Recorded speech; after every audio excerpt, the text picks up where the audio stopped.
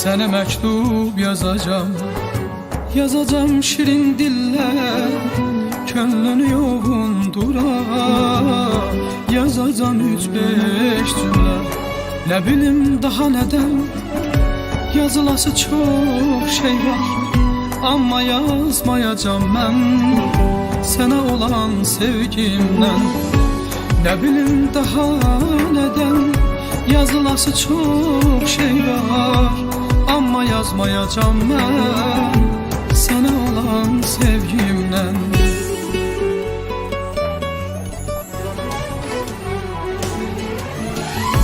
Sana mektup yazacağım, yağışın yağmasından, güneşin doğmasından, küleğin esmesinden. Sana mektup yazacağım, ya bugün ya da sabah.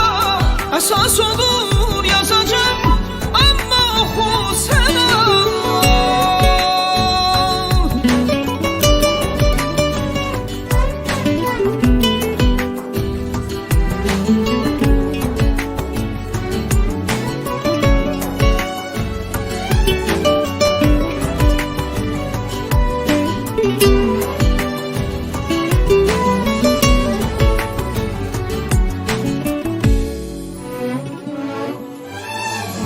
Sənə məktub yazacağım, xatirəmdəki izdən.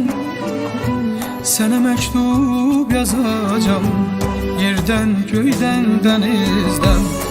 Sevdiyim nələr varsa yazacağım ondan mən. Xəyallarda başalır gedən ümidlərimdən.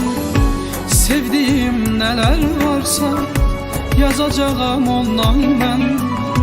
Xəyallarda başalır gedən ümidlərimdən.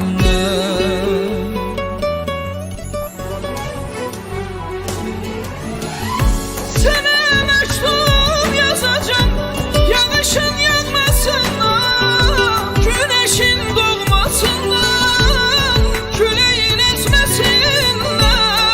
Sana mektup yazacağım, ya bugün ya da sabah.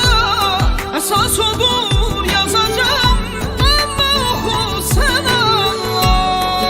Sənə məktub yazacağım, səndən uzaq yerlərdən. Sənə məktub yazacağım, sənsiz keçən günlərdən. Amma yazmayacağım mən sənə olan sevgimdən.